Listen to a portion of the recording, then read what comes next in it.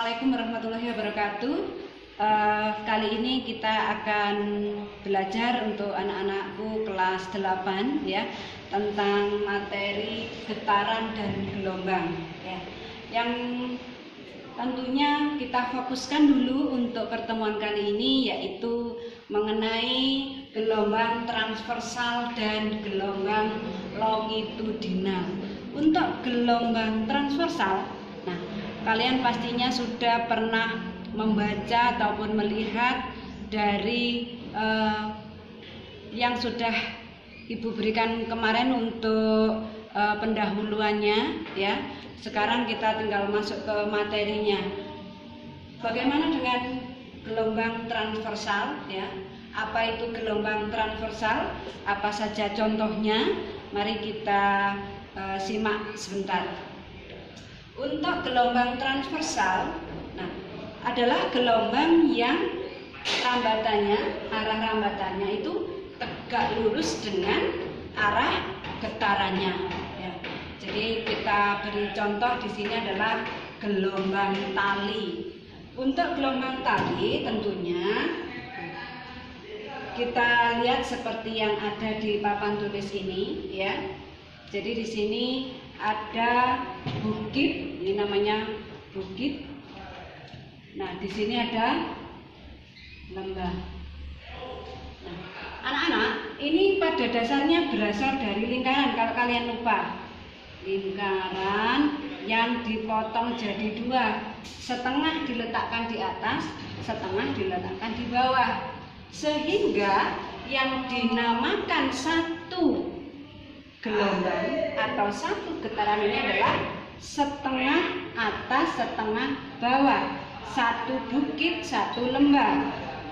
Jadi di sini yang disebut dengan, nah, besarnya setengah panjang gelombang. Ini juga demikian, setengah panjang gelombang.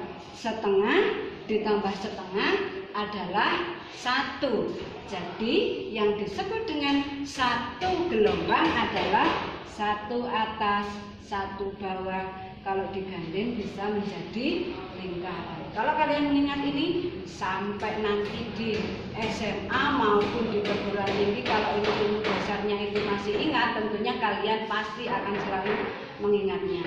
Kalau yang ini ada tambahan lagi, tergantung, sudah mengikuti saja. Berarti kalau kita bagi separuh, ini adalah seperempatnya. Nah, ini juga bisa diteruskan begini dan seterusnya ya. Ini seperempat. Ini lebihnya berapa? Sepanjang apapun gelombang yang kalian temui, kalian bisa melihat atau menghitung jumlahnya. Berapa panjangnya? Kita lihat panjangnya. Berapa ini? Berapa meter? Nah, itu tergantung dari soal nanti yang kalian temui. Yang penting konsepnya itu harus jelas bahwa satu gelombang adalah satu bukit, satu lembah, di mana gelombang transversal adalah gelombang yang arah rambatnya tegak lurus seperti ini. Ya, jelas anak-anak? Berikutnya gelombang longitudinal. Untuk gelombang longitudinal ini adalah gelombang yang arah rambatannya itu sejajar, ya, sejajar dengan arah rambatannya. Jadi arah gelombangnya sejajar dengan arah getarannya. Ya. Nah, ini contoh gelombang pada selinki. Selinki itu bendanya ini, anak-anak. Ya, ini kalau kita letakkan di lantai, nah, begini, kita beri usikan.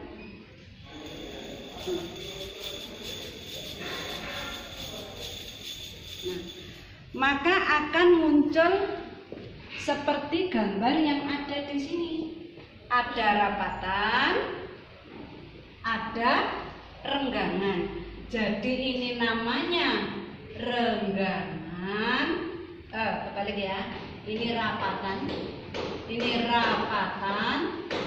Yang ini agak renggang, namanya renggangan. Nah,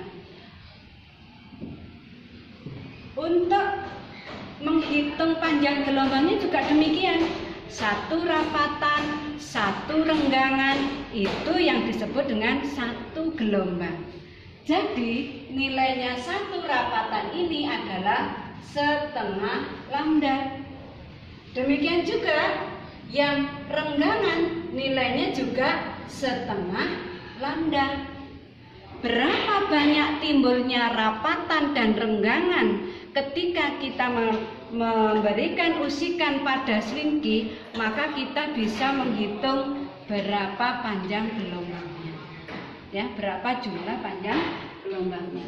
Jadi misalnya ada ini 1, 2, 3, 4. Berarti ada 2 rapatan dan 2 renggangan. Berarti kalau ini sampai sini setengah, berarti di sini sampai sini adalah 1 lambda. Demikian juga di sini berarti juga 1 lambda. Nah, ini anak-anak, dalam contoh kehidupan sehari-hari, gelombang longitudinal itu biasa kita temui, misalnya contohnya gelombang suara. Kalian sering mendengar atau menyebut kalau suara itu sayup-sayup terdengar. Artinya apa? Ketika suara itu sayup-sayup terdengar, artinya ketika suara itu sayupnya itu keras, berarti terjadi rapatan. Tapi kalau pas lemah, tidak begitu mendengar, berarti itu renggangan. Itu contoh gelombang longitudinal dalam kehidupan sehari-hari adalah gelombang suara. Sayup-sayup terdengar suara lagu, suara musik, suara keramaian. Nah, itu yang biasa kita temui dalam kehidupan sehari-hari. Jadi secara konsepnya kalian bisa menghitung panjang gelombangnya. Berapa panjangnya juga bisa ditentukan, berapa meter ini. Ketika selingki ini ditarik, diberi usikan, diberi gangguan, berapa meter, muncul berapa rapatan, muncul berapa renggangan, maka kalian bisa menghitungnya. Nanti untuk lebih jelasnya lagi kalian akan ada penjelasan gambar tentang gambar animasinya. Mungkin itu anak-anak yang bisa Ibu sampaikan untuk konsep bagaimana gelombang transversal, bagaimana gelombang longitudinal untuk menghitung jumlah panjang gelombangnya. Baik, mungkin itu sedikit yang bisa saya sampaikan. Mudah-mudahan bermanfaat dan terus diingat. Assalamualaikum warahmatullahi wabarakatuh.